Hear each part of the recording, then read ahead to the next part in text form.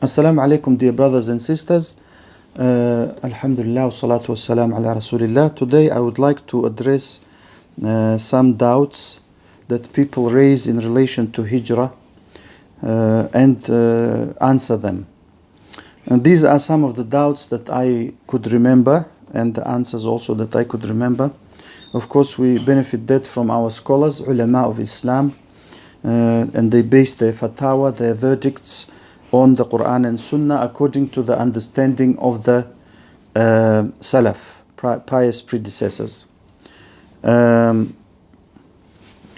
first one, when we say that we should do Hijrah to Muslim countries and live with the Muslims, and of course this applies to those who do not already come from Muslim countries. Those who come originate from Muslim countries, they do not do Hijrah, they just go back to their own country. Because for them it's not permissible to live permanently with non-Muslims. And the other videos that I made, they deal with this issue.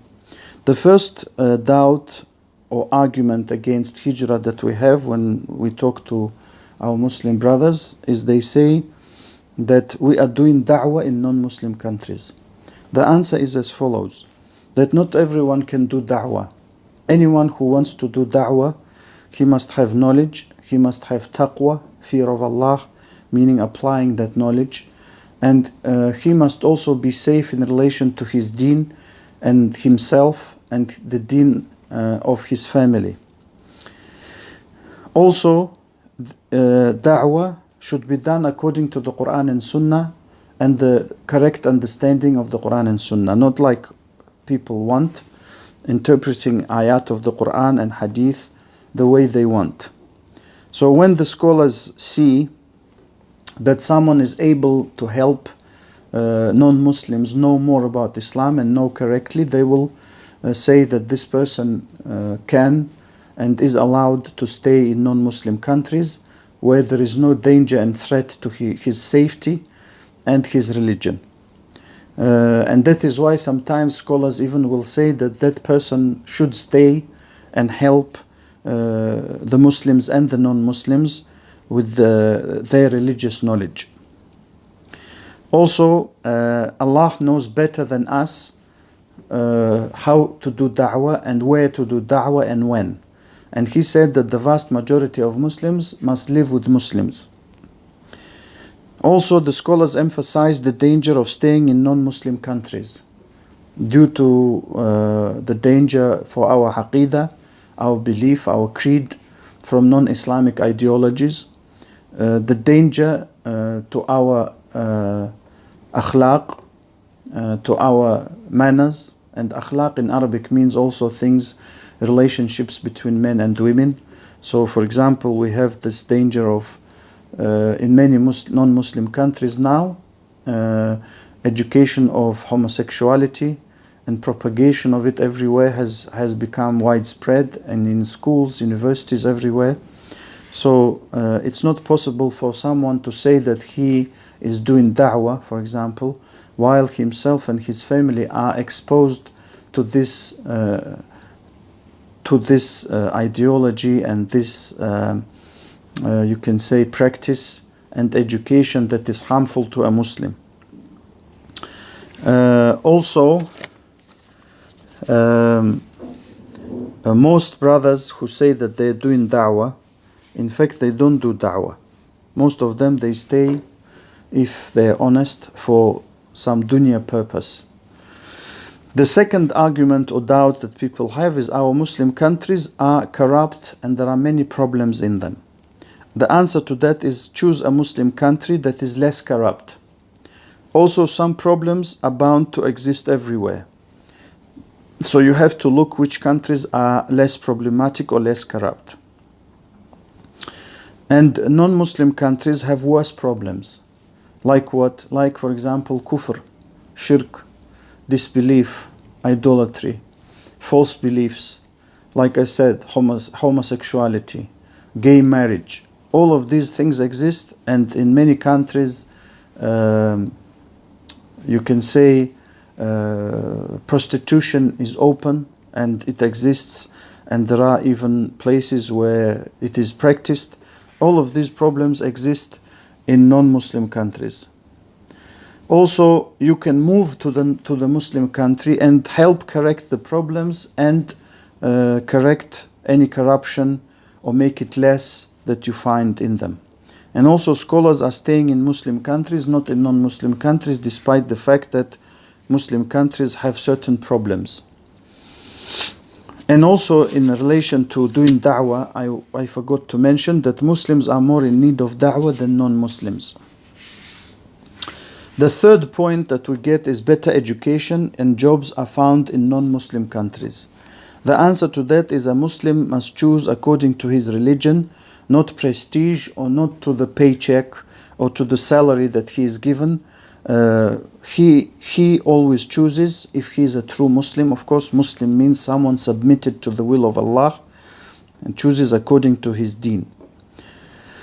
Also, ladies in Islam are not required to go into higher education or work, because we have now a trend which has corrupted actually Muslim ladies, that they have less children. They don't want to get married very often, except very, very late, when no one wants to marry them, to be honest, or some desperate guy wants to marry them. And of course, biologically, they're not able to have any children when they get married at 30 or 40. They should get married much, much earlier. So they delay. They say, I want to get this degree, I want to get educated, I want to get a job, I want to get a house, I want to get a car. And by the time she has all of that, very rarely do they get married, to be honest. And even if they do, they have 1, 2 children. And in Islam, we are encouraged to have as many children as possible. And of course, work is the same. She's not supposed to work except in very, very rare cases. And the same applies to education. In very rare cases, they are exceptional cases. Also, scholars do not allow for us to get education or jobs in non-Muslim countries except in exceptional and rare cases. For example, a government may send a group of students or a group of specialists in a certain field to a country that is non-Muslim, that have that kind of speciality which is not found in any Muslim country. The next doubt we have is that non-Muslim passports carry more weight, or non-Muslim countries' citizenship carries more weight. The answer to that is to seek a citizenship of a country that is not a Muslim is only allowed in exceptional cases. For example, for refugees with nowhere to go, or with stateless individuals, or the like. Scholars are very strict on a Muslim seeking a non-Muslim citizenship. Why? Because they say that he goes under their control and submits to their laws, which contradict Islam. And the sin for the sins of the future offspring that stay in that non-Muslim country will be squarely on the person who initiated all of that, maybe yourself. And most Muslims are not in need of these passports, and they only want it for dunya, for worldly gain.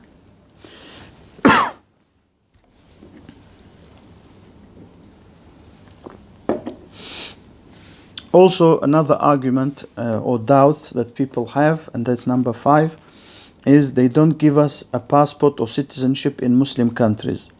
The answer to that is that it's not true everywhere. There are countries that give citizenship and passports, but the conditions are different in a country-to-country basis.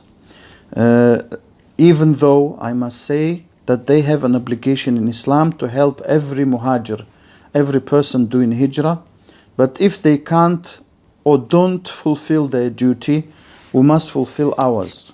So we can't look at others and say that we must do haram because someone else is doing haram. That's not correct. The next one is, the argument is, they say there is a hadith that there is no hijrah after the conquest of Mecca. This means, the answer to that is, this means that from Mecca there is no more hijrah after the conquest of Mecca, because it became a Muslim city. Also, that's the opinion of the vast majority of the scholars, including our modern day ones. So the likes of Sheikh Ibn Baz, Al-Albani, Ibn Uthaymeen, Muqbil Al-Wadi'i, Al-Fawzan, Abdul Aziz Al-Sheikh, Abdul Muhsin Al-Abbad, Salih Al-Luhaydan, Abdul Karim Al-Khudair, all of them and others whom I didn't mention, and there are many, they do not say that this hadith means there is no more hijrah in our time. They all say that this means there is no more hijrah from Mecca. And that's the opinion of many, the vast majority of past scholars as well, including Imam Nawawi rahmahullah, who mentioned this in Riyadus Salihin, in the Gardens of the Righteous and other books. Also, those that disagree go against general ayat and ahadith, like the ayah in Surah An-Nisa, ayah number 97, that says, indeed those whom the angels take upon death while doing wrong to themselves. Doing wrong to themselves means they do not do hijrah when they are not able to practice their deen freely and openly, and they are able to do hijrah. They are doing wrong to themselves. The angels will say, in what condition were you? They will say, we were oppressed in the land. They, the angels, will say, was not the earth of Allah spacious enough for you to emigrate therein? For those, their refuge is hell, and evil it as a destination. So that's an ayah that doesn't say at this particular time hijrah stops, or this particular city or land hijrah stops. Also, we have even clearer hadith that says hijrah doesn't stop until tawbah, repentance, stops, and tawbah doesn't stop until the sun rises from the west. So there is no proof to support what they say except that general hadith, and which of course refers to Mecca. And hijrah was done and is being done throughout the history of Islam. Why should it stop now? Where is the dalil? Where is the proof? And it's not correct at all, this opinion. So no one should look at it as a valid opinion. Finally, I would like to say to myself and you, dear brothers and sisters, nothing in the dunya, in this world, is worth sacrificing your deen for. On the contrary, deen meaning your religion. On the contrary, you must sacrifice from your worldly possessions and status to get close to Allah and protect your deen and the deen of your family. So, these are some of the arguments and doubts that I remember. And of course, we must remember, in light of what is going on and in light of how generally, not all, but generally non-Muslim governments treat Muslim minorities very harshly, very unfairly, because every time a Muslim who's been maybe brainwashed and affected by some wrong ideology goes and wrongly kills someone, they make a huge issue out of it, and generally they kill that person. I don't almost remember any time that they let him live, the police and the other intelligence services. But whenever a non-Muslim kills Muslims, or let's say other non-whites, as is happening more and more often these days, that individual or individuals survive and they get the chance to make speeches in the court, which unfortunately Muslims don't get the chance to do. I'm not saying that the Muslims who perpetrate those acts are correct, of course not. Every normal person knows that, but people choose to lie and to twist words. We never said it, and no normal Muslim says it. But why shouldn't a Muslim be treated the same as a non-Muslim if they are truly equal in front of the law? And of course, for example, in the New Zealand shooting today, I learned that today is the 17th of March 2019. It's been a couple of days that the person who they apprehended, he made white power signs in court, and he had his chance to live and to answer and to make speeches, and he was not killed on sight like Muslim suspects do get killed. And also they charged him for the murder of one individual, even though 49 people died in 2 mosques. So I don't know, those 48 what, died of shock or what? Very amazing. So all this shows, my dear brothers and sisters, that non-Muslim governments don't treat us fairly. And this is something that we must acknowledge, we must have the courage to say and face, and however difficult it may be for us to move, or to move back to our Muslim country if we come from it, it is worth it for our future generations, for our children, grandchildren, great-grandchildren, who will be very grateful to you if they are good Muslims. If they are not good Muslims, that's a different issue. They will be even worse in non-Muslim countries. But if they are good Muslims, they will be better in Muslim countries, they will benefit the Muslim countries, and the Muslim countries need us. Even our presence will be better, and may Allah enable us to learn His religion and apply it properly and understand it, and help us be good Muslims. Sallallahu wa sallama wa baraka ala nabiyyina Muhammad, walhamdulillahi rabbil alamin.